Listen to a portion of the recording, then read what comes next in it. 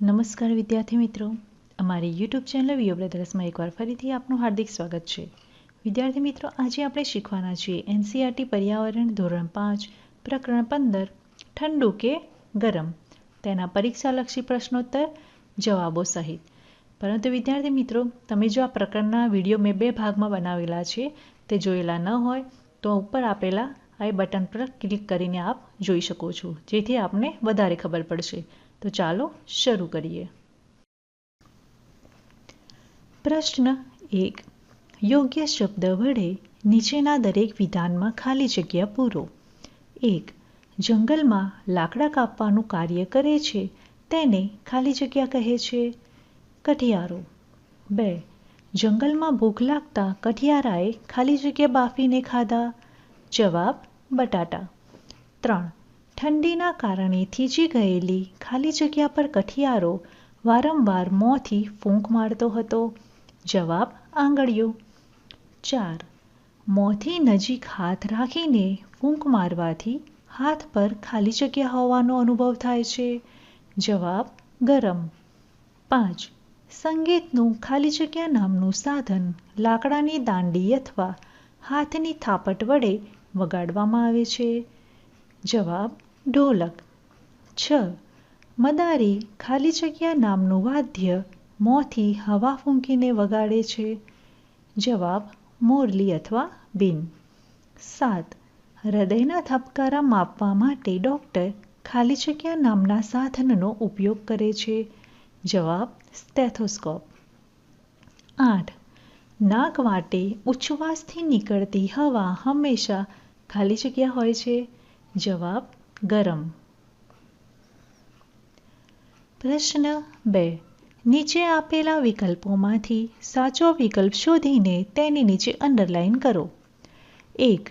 કઠિયારો લાકડા કાપવા માટે કયા સાધનનો ઉપયોગ કરે છે? A. કોદાળી, B. ફરસી, C. કુહાડી, D. દાંતી. C. કુહાડી સાચો જવાબ છે. 2. આપણે નાક વાટે હવા અંદર લઈએ એને શું કહેવાય? A. ફૂંક, B. શ્વાસ, C. ઉચ્છવાસ, D. શ્વાસોચ્છ્વાસ. B. શ્વાસ સાચો જવાબ છે. 3. આપણે નાક વાટે હવા બહાર કાઢીએ તેને શું કહેવાય? A. શ્વાસોચ્છ્વાસ, B. શ્વસન, C. ઉચ્છવાસ, D. શ્વાસ. C. ઉચ્છવાસ સાચો જવાબ છે. 4. મોંથી ફૂંક મારીને આપણે સંગીતનું કયું સાધન વગાડી શકીએ? A. ઢોલ, B. વાંસળી, C. સિતાર, D. મૃદંગ. B. વાંસળી સાચો જવાબ છે. 5. ગરમ હવા માટે શું સાચું છે? A. ઉપરથી નીચે જાય છે, B. નીચેથી ઉપર તરફ જાય છે, C. ઉપર અને નીચે બંને તરફ જાય છે, D. સ્થિર રહે છે. B. નીચેથી ઉપર તરફ જાય છે તે સાચો જવાબ છે. 6. શ્વાસમાં લીધેલી હવાની સરખામણીમાં ઉચ્છવાસમાં બહાર કાઢેલી હવા કેવી હોય છે? A. ગરમ, B. ઠંડી, C. સમાન, D. ખૂબ જ ઠંડી. A. ગરમ સાચો જવાબ છે. 7. નીચેનામાંથી કયા સંગીતના સાધન તારના ધ્રુજવાથી સુરીલો અવાજ ઉત્પન્ન થાય છે? A. ઢોલક, B. વાંસળી, C. Guitar, D. મૃદંગ. C. ગિટાર સાચો જવાબ છે. પ્રશ્ન 3. નીચેના વિધાનોમાંથી સાચા વિધાનો સામે ખરાની અને ખોટા વિધાનો સામે ખોટાની નિશાની કરો. 1. આપણે નાક વાટે શ્વાસ લઈ મોં વાટે બહાર કાઢવો જોઈએ. ખોટું. 2. કઠિયારો ઠંડીમાં હાથને ગરમ કરવા તેના પર જોરથી ફૂંક મારતો હતો. સાચું. 3. નાક વાટે હવા અંદર લેવાની પ્રક્રિયાને શ્વાસ લીધો એમ કહેવાય. સાચું. 4. ફૂંક મારવાથી ગરમ વસ્તુ ઠંડી અને ઠંડી વસ્તુ ગરમ થાય છે. સાચું. 5. મોંથી ફૂંક મારતા નીકળતી હવામાં વરાળ હોય છે. સાચું. 6. ઠંડી હવા ભારે અને ગરમ હવા હલકી હોય છે. સાચું. 7. વાંસળી મોંની ફૂંક વડે વગાડવામાં આવતું સંગીતનું સાધન છે. સાચું. 8. ઢોલક તારની ધ્રુજારીથી વાગતું સંગીતનું સાધન છે. ખોટું. પ્રશ્ન 4. નીચેના પ્રશ્નોના ઉત્તર 1-2 વાક્યમાં આપો. 1. શ્વાસ એટલે શું? જવાબ: નાક વાટે અંદર લેવાતી હવાને શ્વાસ કહે છે. 2. ઉચ્છવાસ એટલે શું? જવાબ: નાક વાટે બહાર કાઢવામાં આવતી હવાને ઉચ્છવાસ કહે છે. 3. સામાન્ય રીતે 1 મિનિટમાં હૃદયના ધબકારા કેટલા હોય છે? જવાબ: સામાન્ય રીતે 1 મિનિટમાં હૃદયના ધબકારા 72 થી 75 હોય છે. 4. સામાન્ય સ્થિતિમાં 1 મિનિટમાં આપણે કેટલી વાર શ્વાસોચ્છ્વાસ કરીએ છીએ?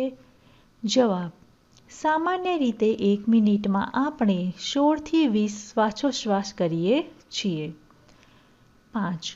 જોરથી શ્વાસ લેતા અને બહાર કાઢતા શરીરના કયા કયા અવયવોને ઉપરથી નીચે થતા અનુભવો છો? જવાબ: જોરથી શ્વાસ લેતા અને બહાર કાઢતા શરીરના છાતી અને પેટના અવયવોને ઉપર નીચે થતા અનુભવું છું. પ્રશ્ન 6. મોંમાંથી ફૂંક મારી બહાર કાઢેલ હવા આજુબાજુની હવાની સરખામણીમાં કેવી હોય છે? જવાબ: મોંમાંથી ફૂંક મારી બહાર નીકળેલી હવા આજુબાજુની હવાની સરખામણીમાં થોડી ગરમ હોય છે. 7. કઠિયારાએ ગરમ બટાટા ઠંડા કરવા માટે શું કર્યું હતું? જવાબ: કઠિયારાએ ગરમ બટાટા ઠંડા કરવા માટે તેના પર જોરથી ફૂંકો મારવાનું શરૂ કર્યું હતું. પ્રશ્ન 8. હૃદયના ધબકારા સામાન્ય કરતાં ક્યારે વધી જાય છે? જવાબ: આપણે જ્યારે વ્યાયામ કરીએ છીએ, દોડીએ છીએ કે રમતો રમીએ છીએ ત્યારે હૃદયના ધબકારા સામાન્ય કરતાં વધી જાય છે. પ્રશ્ન 9. સિસોટી કઈ રીતે વાગે છે? જવાબ: સિસોટીમાં જોરથી ફૂંક મારવાથી સિસોટી વાગે છે. પ્રશ્ન 10. આઈસ્ક્રીમને હવામાં ખુલ્લો રાખતા શું થાય છે? જવાબ: આઈસ્ક્રીમને હવામાં ખુલ્લો રાખતા તે ગરમી મેળવી પીગળે છે અને પ્રવાહી બને છે. પ્રશ્ન 11. ફૂંક મારીને વગાડવામાં આવતા કોઈપણ 5 સાધનોના નામ લખો. જવાબ: ફૂંક મારીને વગાડવામાં આવતા સાધનોના નામ નીચે મુજબ છે: વાંસળી, શરણાઈ, ભૂંગળ, સિસોટી, માઉથ ઓર્ગન વગેરે. પ્રશ્ન 5. નીચેના પ્રશ્નોના ઉત્તર લખો. 1. જ્યારે કોઈ ખોરાક ખૂબ ગરમ હોય ત્યારે તમે તેને કેવી રીતે ઠંડો કરો છો? જવાબ: કોઈ ખોરાક ખૂબ જ ગરમ હોય ત્યારે હું તેને મોં વડે ફૂંક મારીને અથવા તેને થોડા સમય રહેવા દઈને કે પંખા નીચે રાખીને ઠંડો કરું છું. પ્રશ્ન 2. જો તમારે આ 3 વસ્તુઓ ઠંડી કરવાની હોય, દાળ, રોટલી, ભાત, તો તમે તે કઈ રીતે કરશો? જવાબ: ગરમ દાળને એક વાટકીમાંથી બીજી વાટકીમાં અને બીજી વાટકીથી પહેલી વાટકીમાં નાખીશ. આમ થોડી વાર કરીને દાળને ઠંડી કરીશ. ગરમ રોટલીને 4 ટુકડા કરી તેના પર ફૂંક મારીને રોટલી ઠંડી કરીશ. ગરમ ભાતને ડીશમાં પહોળો કરી ભાતને ઠંડો કરીશ. પ્રશ્ન 3. આપણામાંથી મોંમાંથી ફૂંકવામાં આવેલી હવા અરીસા પર કાઢતા અરીસો ભેજવાળો અને ઝાંખો કેમ બને છે? જવાબ: આપણા મોં દ્વારા ફેંકવામાં આવેલી હવા ગરમ છે અને અરીસો ઠંડો છે. આપણે જે ગરમ હવા ઉચ્છવાસમાં કાઢીએ છીએ તેમાં વરાળ હોય છે. જ્યારે તે ઠંડા અરીસાના સંપર્કમાં આવે છે ત્યારે નાના નાના પાણીના બિંદુમાં ફેરવાઈ જાય છે, જે કાચને ભેજવાળો અને ઝાંખો બનાવે છે. પ્રશ્ન 4. આપણે ગરમ વસ્તુઓને ઠંડી કરવા અને ઠંડી વસ્તુઓને ગરમ કરવા ફૂંક મારીએ છીએ. દરેકનું એક ઉદાહરણ આપો. જવાબ: ફૂંક મારવાથી ગરમ વસ્તુ ઠંડી થાય તેનું ઉદાહરણ. ગરમ ભજીયા કે સમોસા પર ફૂંક મારવાથી તે જલ્દી ઠંડા પડે છે. ફૂંક મારવાથી ઠંડી વસ્તુ ગરમ થાય તેનું ઉદાહરણ. બરફ પકડવાથી ઠંડી થયેલી હાથની આંગળીઓ પર સતત જોરથી ફૂંક મારતા રહેવાથી આંગળીઓ ગરમ થાય છે. પ્રશ્ન 5. મોંમાંથી નીકળતી હવા ચશ્મા સાફ કરવામાં કેવી રીતે મદદ કરે છે તે સમજાવો. જવાબ: મોંમાંથી નીકળતી હવામાંના ભેજને લીધે ચશ્માના કાચ ઝાંખા પડે છે. તે પાણીના નાના નાના બિંદુઓ છે. તેને કપડાં વડે લૂછવાથી ચશ્મા સાફ થઈ જાય છે. પ્રશ્ન 6. તમે તમારા મોંમાંથી કયા કયા કામ માટે હવા ફૂંકો છો? જવાબ: હું નીચે આપેલ કારણોસર મોંમાંથી હવા ફૂંકું છું. 1. ભૂંગળી વડે ચૂલામાં અગ્નિ પ્રગટાવવા માટે. 2. કપડાં કે અન્ય કોઈ વસ્તુઓ પરથી ધૂળ ઉડાડવા માટે. 3. ચા જેવી ગરમ વસ્તુઓને ઠંડી કરવા માટે. 4. ફુગ્ગો ફૂલાવવા માટે. 5. સીટી વગાડવા માટે. 6. ચશ્મા પર રહેલી ધૂળને સાફ કરવા માટે. 7. કાગળની ફરકડી ફેરવવા માટે. 8. વાંસળી વગાડવા માટે. 9.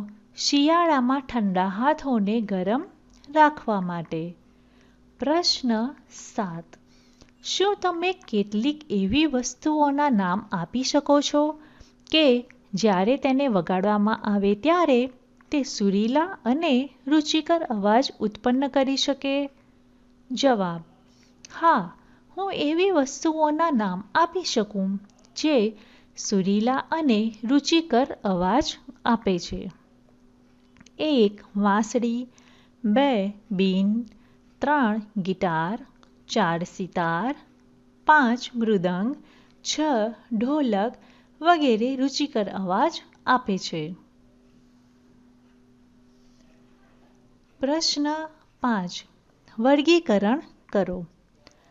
વાંસળી, નગારું, મોરલી એટલે કે બીન, પાવો, વાજુ, ગિટાર, તંબુરો, શરણાઈ, સિતાર, ભૂંગળ, મૃદંગ. હવે વિદ્યાર્થી મિત્રો, આપણે તેનું વર્ગીકરણ કરીશું. મોંથી ફૂંક મારવાથી વાગતા સાધનો: વાંસળી, મોરલી, પાવો, શરણાઈ, ભૂંગળ, વાજુ. ચામડાનો તંગ પડદો ધ્રુજવાથી વાગતા સાધનો: નગારું, ઢોલક, મૃદંગ.